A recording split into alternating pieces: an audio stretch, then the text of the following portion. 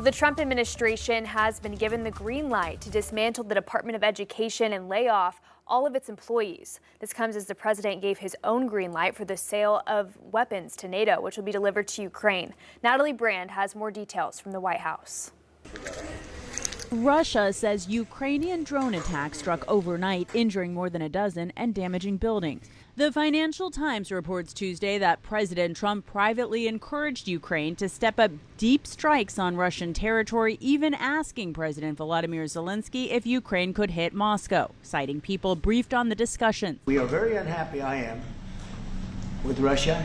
It comes as the U.S. and NATO worked out a deal to provide more weapons to Ukraine as NATO allies ramp up pressure on Russian President Vladimir Putin. President Zelensky says he's grateful to President Trump and blamed Putin for dragging out the war.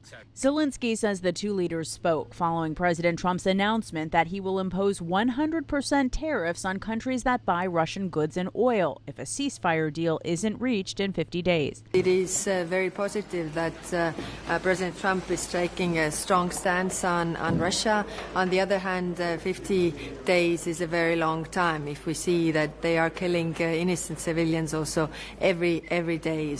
Here at home, the U.S. Supreme Court issued an order allowing the Trump administration to move forward with mass firings of nearly 1,400 employees of the Department of Education while the case works through the appeals process.